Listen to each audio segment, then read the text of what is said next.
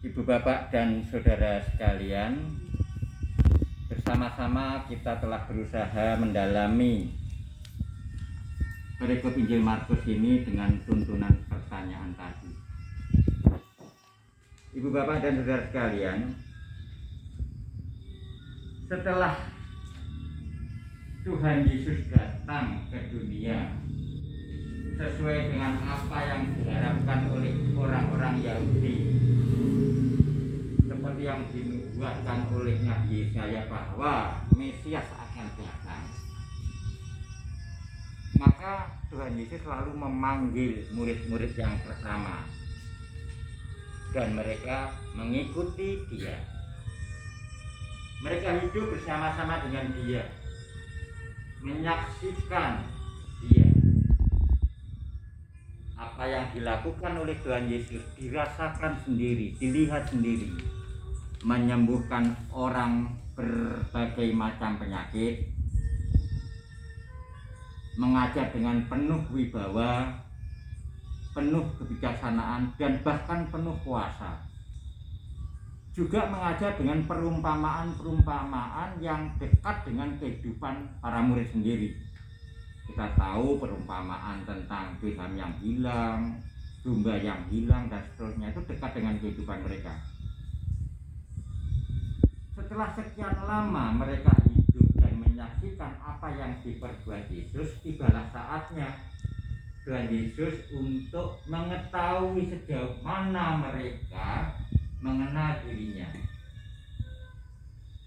Apakah mereka mengenal dirinya sebagai Mesias seperti yang diharapkan oleh orang-orang Yahudi, yaitu Mesias sebagai raja yang membebaskan bangsa Yahudi dari penjajahan Romawi, dari hal-hal duniawi, atau sudah mengenal Yesus sebagai Mesias yang seharusnya.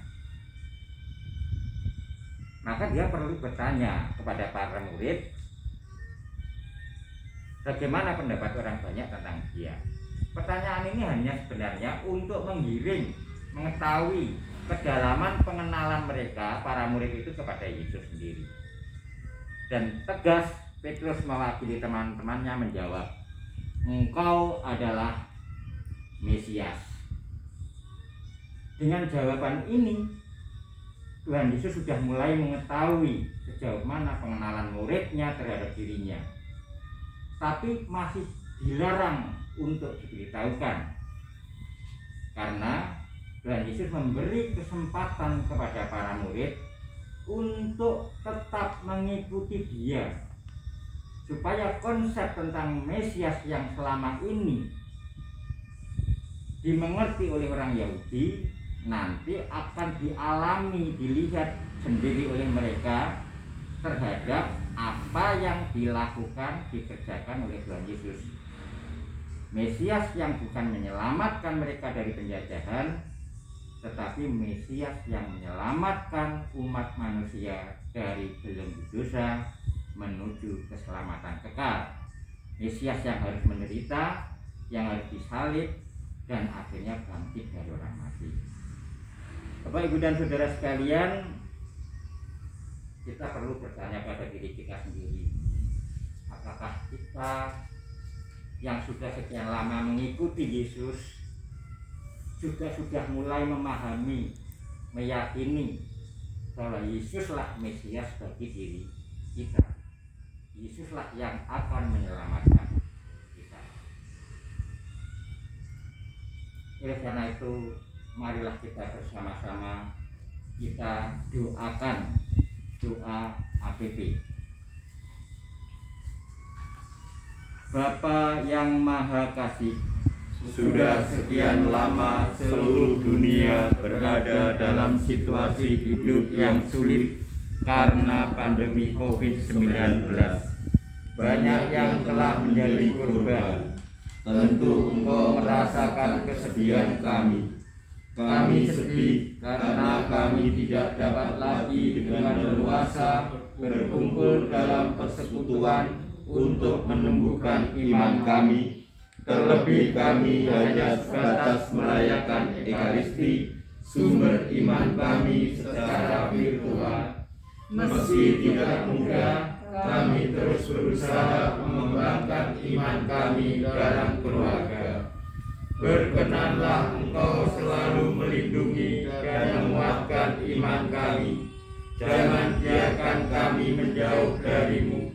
Maka dalam masa prapaskah ini, kami tetap berjuang untuk menempuh jalan pemurnian iman dengan merenungkan sabda Putra-Mu. Berkatilah semua orang, terutama mereka yang sedang berjuang menyelamatkan banyak orang. Berkatilah juga para pemimpin masyarakat, negara dan gereja, para gembala umat di lingkungan, stasi dan paroki, beserta keluarga mereka. Berilah kekuatan ilahi-Mu bagi mereka yang sedang berada dalam situasi yang lebih susah dari kami akibat pandemi ini. Bantulah kami agar mampu setia menjaga keselamatan diri dan sesama dengan tetap disiplin mematuhi protokol yang telah ditentukan. Bapa yang Maha Kasih, berkenanlah menerima persembahan iman kami yang sederhana di masa prapaskah ini. Doa ini kami panjatkan dengan pengantaran Yesus, Guru dan Tuhan kami, yang hidup dan berkuasa kini dan sepanjang masa. Amin. Kita satukan dengan doa yang diajarkan oleh Tuhan sendiri. Bapa kami yang ada di surga, dimuliakanlah nama-Mu, datanglah kerajaan-Mu, jadilah kehendak-Mu di atas bumi seperti di dalam surga. Berilah kami rezeki pada hari ini, dan ampunilah kesalahan kami, seperti kami pun mengampuni yang bersalah kepada kami. Dan janganlah masukkan kami ke dalam pencobaan, tetapi bebaskanlah kami dari yang jahat. Marilah berdoa bersama-sama. Bapa, Terima kasih karena kami boleh mendengarkan dan merenungkan pengakuan yang telah dinyatakan Santo Petrus tentang Yesus Mesias. Bantulah kami agar semua pengakuan iman kami sungguh kami wujudkan dalam hidup kami setiap hari di tengah masyarakat. Jangan biarkan kami hanya sebatas memberikan pengakuan kata-kata belaka. Sebelum menutup pendalaman iman ini, kami mengingat saudara-saudara kami yang membutuhkan doa-doa kami, juga bagi mereka yang telah meninggal. silahkan mendoakan secara pribadi.